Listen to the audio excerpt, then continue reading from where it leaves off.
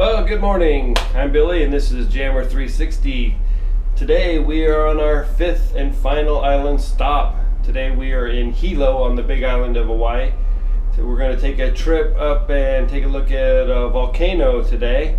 I'm not sure how close we'll get, but let's see if we can get some good pictures.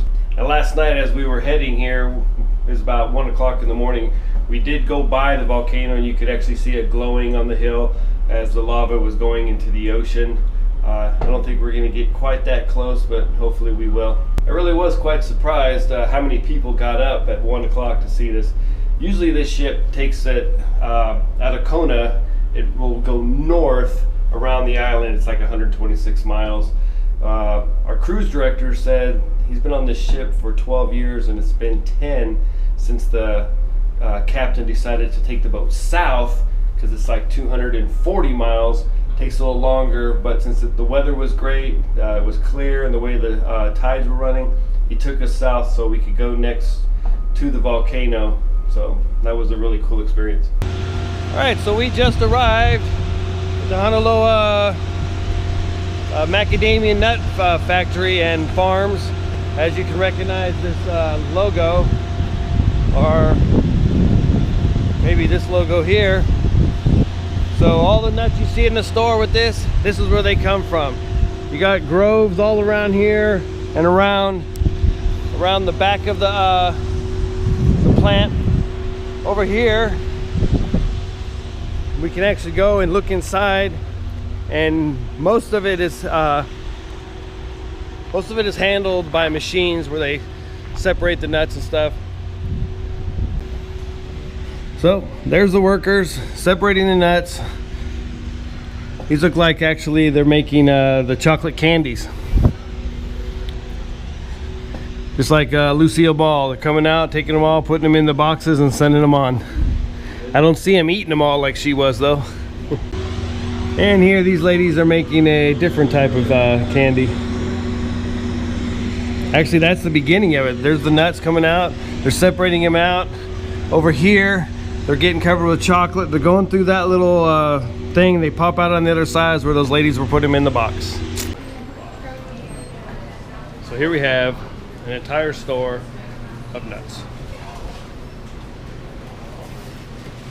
Chocolate covered nuts, 9 million different types of nuts.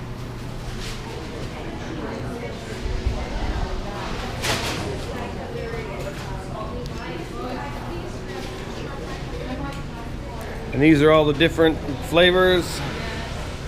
So if you ever come here, you can try them all. And everybody seems to really love the onion and garlic, which I just tried and it is pretty good. Well, I can get my refrigerator magnet. Oh.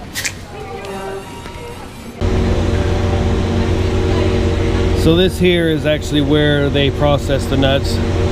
Deshell them, separate them, send them through the different processes where they're making just the salted ones, honey roasted or whatever. And I don't know how well you can see across there. They're coming out and there's the cans. So once they come straight in to canning, it's all done right here. Nothing is wasted. They take like the shucks and stuff, the covers of the seeds, and they use it to burn to run some of the factory. They take the ashes and spread it over where the trees are to put it right back in, sort of as a fertilizer type thing. Back here is sort of their nature walk. This big tree here in the middle is called a breadfruit tree. The breadfruit, they tell me, it's kind of like a potato. You need to cook it before you eat it, but you can chop it up, make potato salad type stuff out of it. They say if you eat it raw, it'll like swell up in your stomach and it'll make you sick. If you eat too much of it, it could also be a serious medical condition.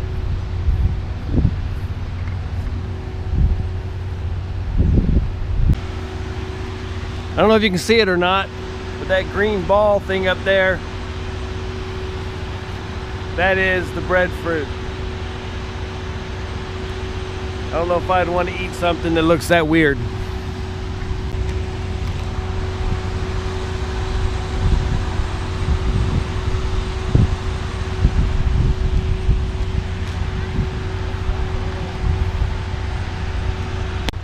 What's a trip to Hawaii without sugar cane? So this is what sugar cane looks like before they make it and turn it into the white sugar on your table. Say it takes 2 years for a sugar cane to be able to use as a harvest, and then they burn the field, and it helps bake the stuff that they make, that they refine the sugar out of. The sugar cane industry has pretty much died out in Hawaii though, because other countries are able to do it much cheaper than the Hawaiians were able to. But that's what it looks like before. So you can actually get this stuff and you pull it apart, and the fibers in here, you can actually chew on that, and it is sweet. When I was in Africa, you could get it from the vendors, and they would chop you off a hunk of it and cut the outside bark off of it, and you can end up chewing on this stuff, you know, all day. As long as it's moist, it's still good, which this stuff is. So what we have here behind me is the volcano. You can see the smoke coming out of it. This is one of the craters. 9 years ago, you could actually get a lot closer, but it blew up again, and there was actually an observation deck there made out of wood. It burned up and is gone.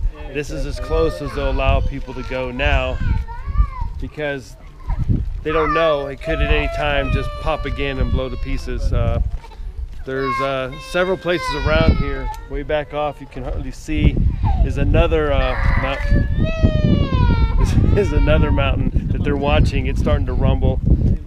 Two of the volcanoes on the island that have been extinct for quite some time have started to rumble, and they've been taken off the extinct list and are back on the active list, so they could be exploding anytime.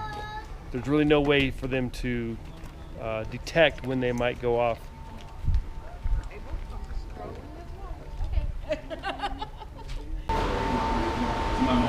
And when it blows, it's going to look like that. This right here is actually the seismic activity that's going on right now. They got magnets. I found one, so I'm getting one. Yeah, what we have here is different types of volcanic rock that comes out.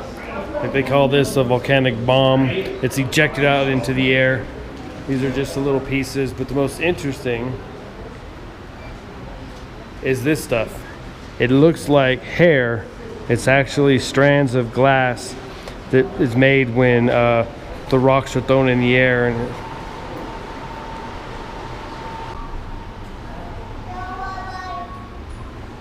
this is a big piece from the 1972 eruption. This is the normal kind of volcanic rock that you would see. We had it all over when I was in Africa, and it's all over this whole field. This whole field out here where I showed you the smoke, it all looks like this. So to get the perspective of how big this Mauna Loa volcano is, Mount St. Helens was 8,500 feet when it blew up. This mountain is over 13,000 feet, but it is considered to be 56,000 feet because the majority of it is below the water line. So of the active volcanoes, this is the largest. And if you count the under the water dip, this is the largest mountain in the world. Motor coaches, there's not enough room. Yep, that says spam flavored macadamia nuts.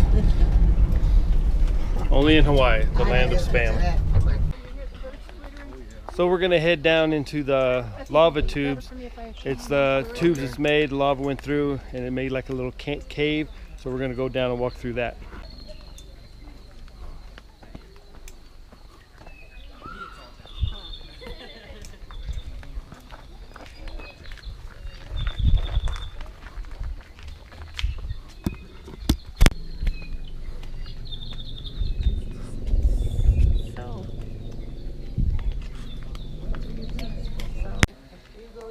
All right, so this here is the lava tube. There's absolutely no light, so you're probably not going to be able to see much. It's nothing, right? Just into the dark tunnel.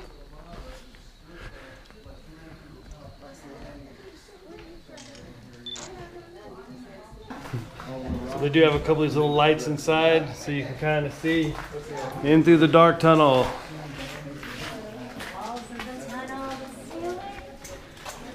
You can see the water's dripping down. All right, so that was the lava tube. It's a big dark cave. I don't know how much you were able to see. I did get some pictures. I'll put them up on Instagram at Jammer360, so you'll be able to see some kind of lit up a little better. But the whole walk was about a half a mile, so it's kind of neat. It's pretty amazing that lava was flowing under here. They say it was just a couple hundred years ago, and all of this green has grown up since then. So the whole place snapped back pretty fast after this, considering, you go up to Mount St. Helens, that was just 30 years ago, and it's all just dead all the way around it. So here this place has come back after a couple hundred years. So we come out of a hole of a ground, and we're up on top here walking through. It's basically a rainforest up here. Lots of vegetation, trees, rain. If you noticed, I'm not sure how much you could see in the actual tunnel, but water was dripping down through all over the ground, and it was from all this up here. Well, we're back at the ship now, so the day is over. We'll just kind of end the video here. If you haven't already, please subscribe, and I'll see you again next trip.